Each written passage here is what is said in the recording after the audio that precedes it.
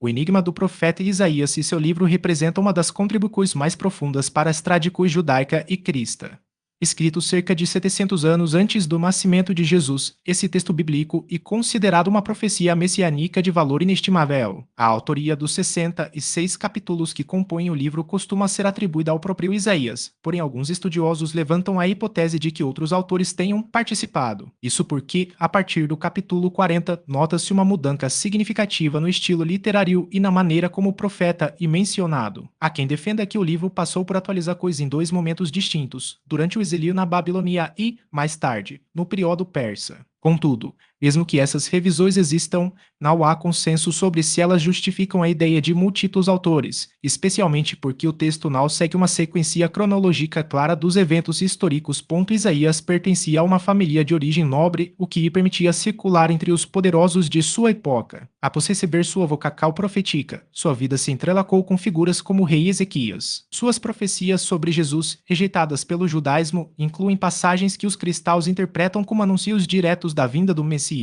Há relatos de que Isaías teria morrido de forma trágica, cerrado ao meio, mas as razões e os responsáveis por sua morte permanecem obscuras. Além disso, sua figura é vista de maneiras distintas nas três grandes religiões monoteístas, no judaísmo e um dos profetas maiores. No cristianismo, suas palavras são fundamentais para entender a missão de Cristo, e no islamismo, ele também é reconhecido como um mensageiro de Deus.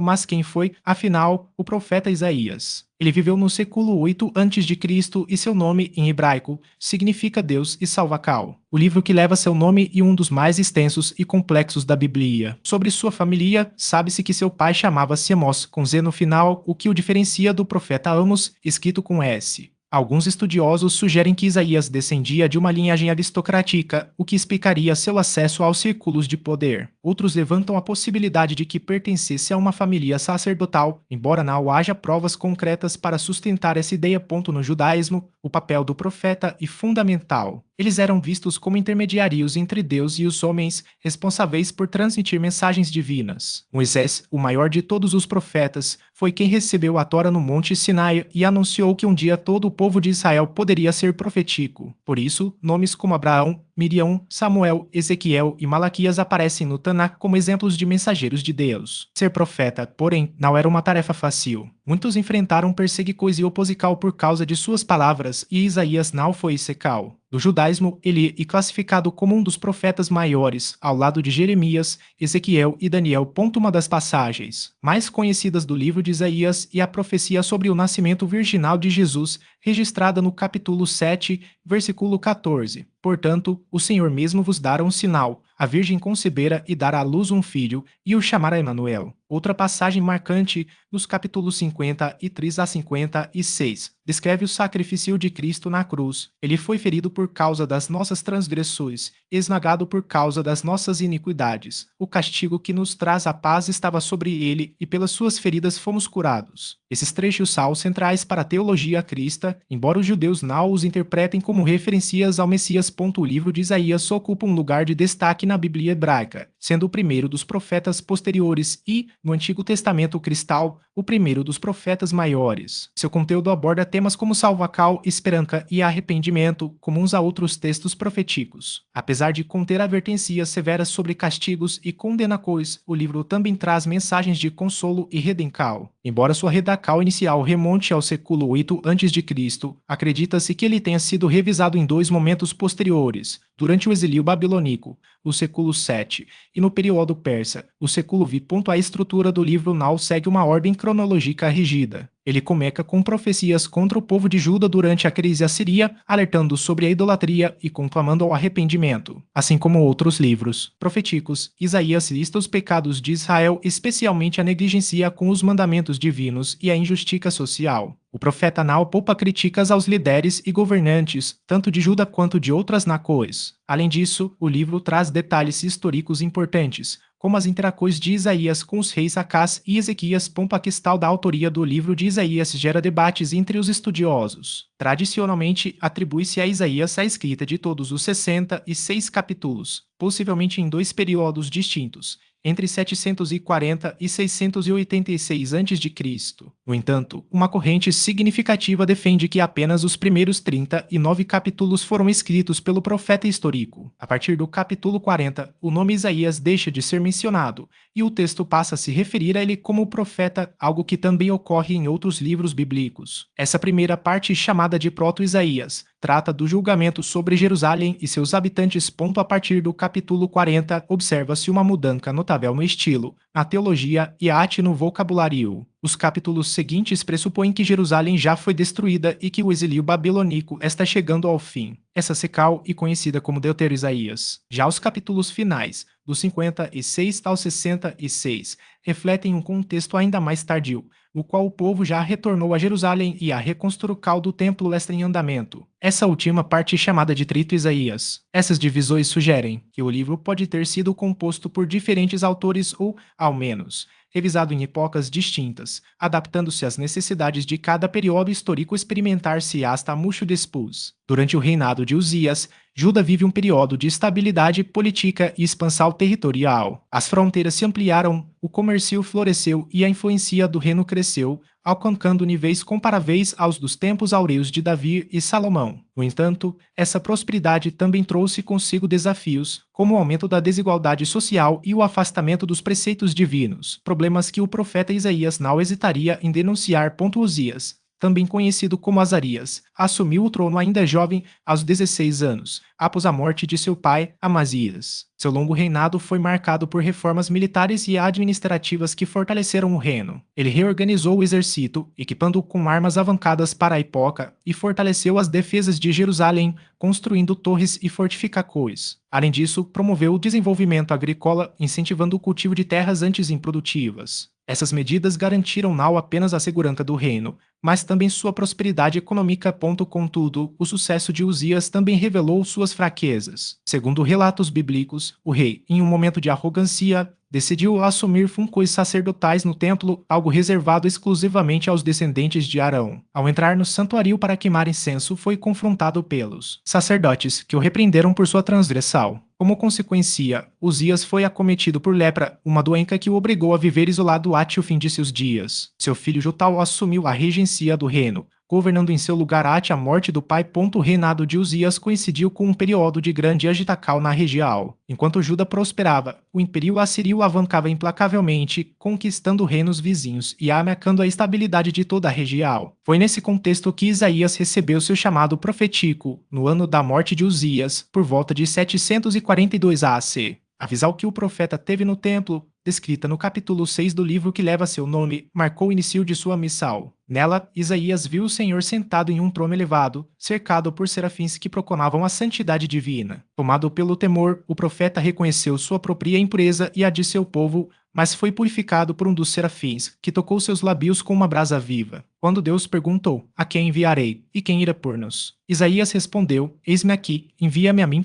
Essa experiência transformadora definiu o tom de seu ministério. Isaías seria um mensageiro de advertência e esperança chamado a confrontar um povo que, apesar de sua prosperidade, havia se afastado de Deus. Suas profecias alternavam entre denúncias contra a injustiça social, a idolatria e a confiança excessiva em alianças políticas, e promessas de restauração e salvação. Ele alertava que a desobediência traria consequências devastadoras, mas também anunciava que, mesmo em meio ao juízo, Deus preservaria um remanescente fiel. O profeta atuou durante os reinados de 4 reis de Judá, Uzias, Jotal, Acaz e Ezequias. Cada um desses monarcas enfrentou desafios distintos e as profecias de Isaías refletiram as circunstâncias de seu tempo. Durante o reinado de Acaz, por exemplo, quando o reino foi ameaçado por uma coalizão entre Israel e a Síria, Isaías transmitiu uma mensagem de confiança em Deus, em vez de alianças políticas. Ele profetizou o nascimento de um menino chamado Emanuel, símbolo da presença divina em meio ao caos, e assegurou que a ameaça seria dissipada. Mais tarde, o reinado de Ezequias,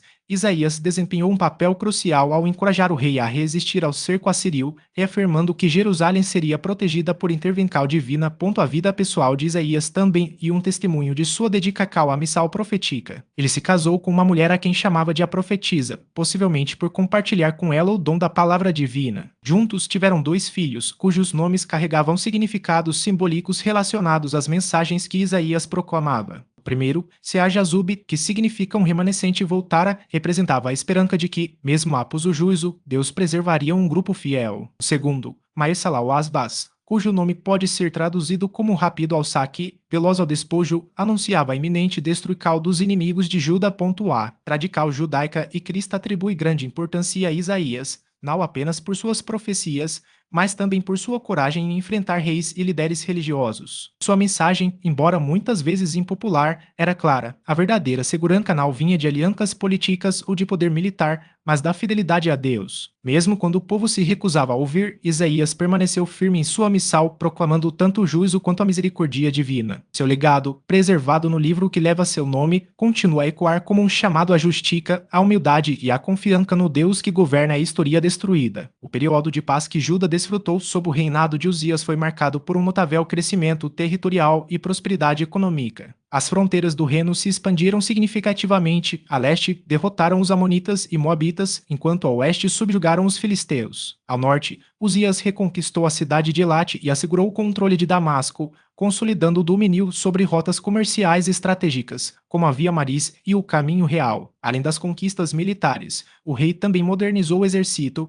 equipando com armas avançadas e fortificando cidades-chave. No entanto, esse poder crescente veio acompanhado de um declínio moral. A corrupção se alastrava entre as elites, a ganancia dominava as relações sociais e os pobres eram sistematicamente explorados. Isaías, atento a essa realidade, não hesitou em denunciar tais injustiças, alertando o povo e o próprio rei sobre os perigos da arrogância e da infidelidade a Deus. A queda de Uzias, registrada em 2 Crônicas 26, ilustra bem as consequências dessa postura. Ao tentar usurpar funcos sacerdotais no templo, foi acometido por lepra e viveu isolado até sua morte, por volta de 739 AC. Enquanto isso, uma nova ameaça emergia no horizonte. A Assíria, sob o comando de Tiglat-Pileser III, consolidava-se como a maior potência da região. Conhecido por sua crueldade e eficiência militar, o rei assírio impôs pesados tributos aos reinos vizinhos, sufocando suas economias. Por volta de 734 AC, o rei Peca de Israel e Rezim da Síria se rebelaram contra o domínio assírio, buscando apoio do recém-coroado Acás, rei de Judá. Diante da pressão, Acás hesitou, mas Isaías interveio com uma mensagem clara. Em Isaías 7:3-4, o profeta encontra o rei às margens do canal do Acude Superior e o exorta a confiar em Deus, não em alianças políticas. Não temas nem desanimes por causa desses 2 ticos fumegantes, diz o profeta, referindo-se aos reis de Israel e Síria, pois o furor deles não prevalecerá. Apesar do conselho, Acás ignorou a palavra de Isaías e buscou a ajuda da Assíria. Tiglat-Pileser III respondeu ao pedido, mas o preço foi alto. Além de ouro e prata do templo e do palácio real, Judá tornou-se um estado vassalo, sujeito às imposições culturais e religiosas dos assírios. A paz obtida era frágil e custosa, marcando o início de uma relação de submissão que se estenderia por décadas. Enquanto Judá enfrentava esses desafios, o reino do norte, Israel, caminhava para sua ruína. Após a morte de Salomão, a divisão entre as tribos enfraqueceu o paz e a instabilidade política se agravou com uma sucessão de reis corruptos e violentos. Em apenas 25 anos, 6 monarcas governaram Israel, muitos deles assassinados em golpes palacianos. Nesse contexto de decadência, o profeta Amos denunciava as injustiças sociais que assolavam o reino, onde os ricos oprimiam os pobres e a idolatria se espalhava. Em 732 AC, Tiglat-Pileser III esmagou a rebelião de Rezim e Peca. Damasco foi conquistada, seu rei executado e a população deportada. Israel sofreu um golpe ainda mais devastador. Cidades como Ijon, Abel-Bet-Maaca, Janoa, Quedes e Azor foram tomadas, e milhares de israelitas das tribos de Ruben, Gade e metade de Manasses foram levados cativos para a Síria. 2 Reis 15:29, 1 Crônicas 5:26. O reino do norte jamais se recuperaria. Em Judá, a ascensão de Ezequias em 727 AC trouxe um novo fôlego ao povo. Considerado um dos maiores reis de Judá, Ezequias seguiu os passos de Davi, promovendo uma profunda reforma religiosa. Destruiu os altares pagãos, quebrou as imagens de Azera e restaurou o culto ao Deus de Israel. O templo foi purificado e a Tora voltou a ser estudada e obedecida. A tradição judaica atribui a Isaías um papel fundamental nesse processo, sugerindo que o profeta teria sido mentor do jovem rei, que se destacou por sua devoção. Durante seu reinado, Ezequias manteve relações pacíficas com o que restava de Israel, mas a ameaça síria logo se faria sentir novamente. Em 722 AC, Sargal II assumiu o trono assírio e a paz com Judá se manteve, até que, em 705 AC, Senaqueribe sucedeu seu pai e Judá se rebelou. Ezequias buscou alianças com o Egito e a Babilônia, uma estratégia que Isaías condenou veementemente. O profeta também se opôs à fortificação de Jerusalém, argumentando que a verdadeira segurança viria da confiança em Deus. Não de muros ou alianças humanas. A resposta assíria não tardou. Senaqueribe invadiu Judá, conquistando cidades fortificadas como Laquis e cercando Jerusalém. Ezequias, porém, não se rendeu. Em um ato de engenhosidade, ordenou a construção do túnel de Ezequias, uma obra de 533 metros que desviava as águas da fonte de Gion para o reservatório de Siloi, garantindo o abastecimento da cidade durante o cerco. Enquanto as tropas assírias se aproximavam, o rei buscou consolo em Isaías, que lhe assegurou que Jerusalém não cairia. A promessa divina estava prestes a ser testada e que Deus protegeria a cidade, impedindo que flechas a atingissem ou que rampas de cerco fossem erguidas contra seus muros. O profeta garantiu a Ezequias que o rei assírio retornaria por onde veio, sem sequer lançar um ataque decisivo. E assim aconteceu. Em uma única noite, um anjo do Senhor dizimou 185.000 soldados do exército inimigo, frustrando os planos de Senaqueribe e poupando Jerusalém da destruição.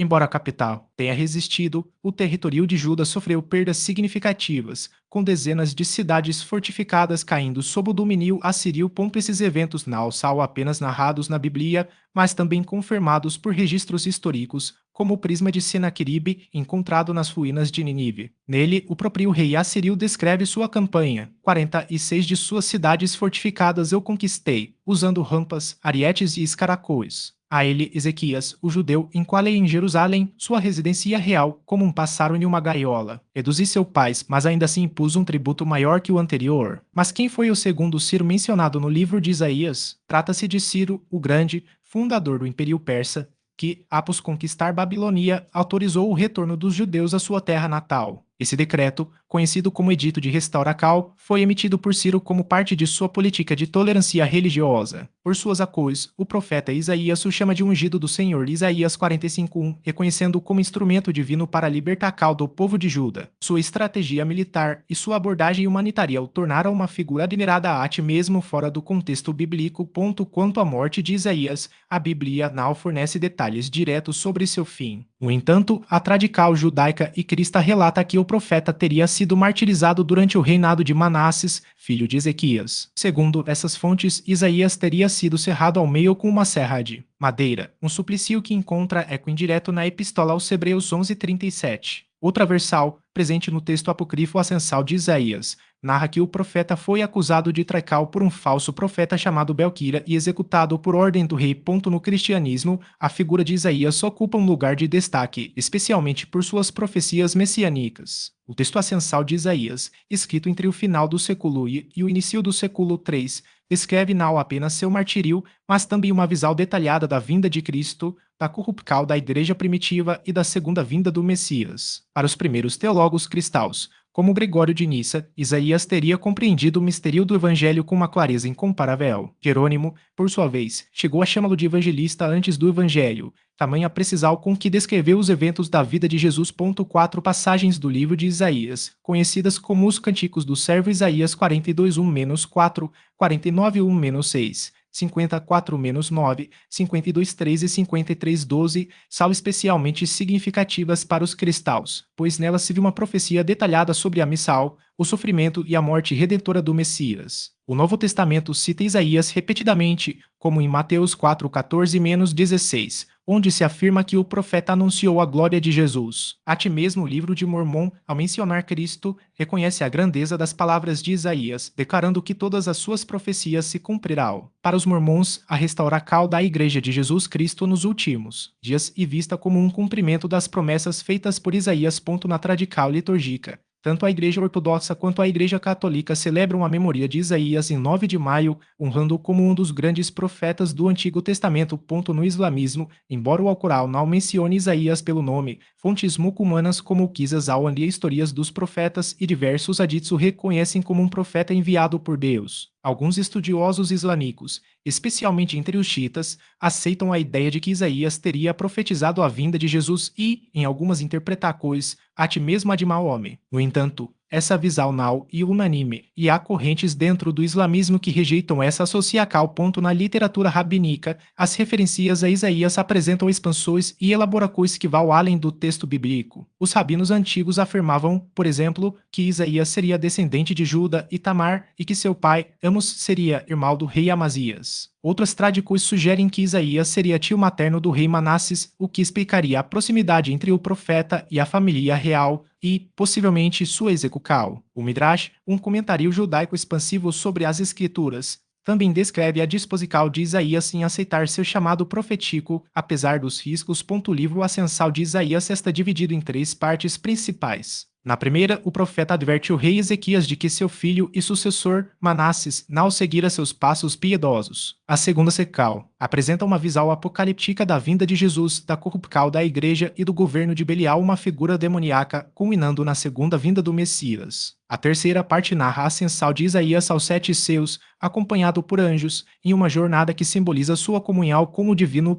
Manasses, filho de Ezequias, tornou-se rei de Judá aos 12 anos e governou por 55 anos, um dos reinados mais longos da história do reino. Sua trajetória, no entanto, foi marcada pela idolatria e pela violência, como descrito em 2 Reis 21 e 2 Crônicas 33. A tradição atribui a ele a morte de Isaías, além de outras perseguições contra profetas e justos. Apesar de sua conduta, o relato bíblico menciona um arrependimento tardio, após ser levado cativo pelos assírios. O período do Segundo Templo abrange desde o retorno dos judeus do exílio babilônico, por volta de 516 AC, até a destruição de Jerusalém pelos romanos em 70 DC. Esse intervalo de quase 6 séculos foi marcado pela reconstrução do templo, inicialmente sob a liderança de Zorobabel e, mais tarde, por Herodes o Grande. O Segundo Templo substituiu o Templo de Salomão, destruído pelos babilônios em 586 AC, tornou-se o centro religioso e político do judaísmo da época. O judaísmo do Segundo Templo foi um período de intensa transformação, caracterizado por mudanças teológicas, disputas sectárias e adaptações culturais. Durante esses séculos, surgiram grupos como os fariseus, saduceus e essênios, cada um com suas interpretações da lei e da tradição. Foi também nesse contexto que o cânon das escrituras hebraicas começou a ser definido, e práticas como a sinagoga ganharam relevância. A destruição do templo pelos romanos,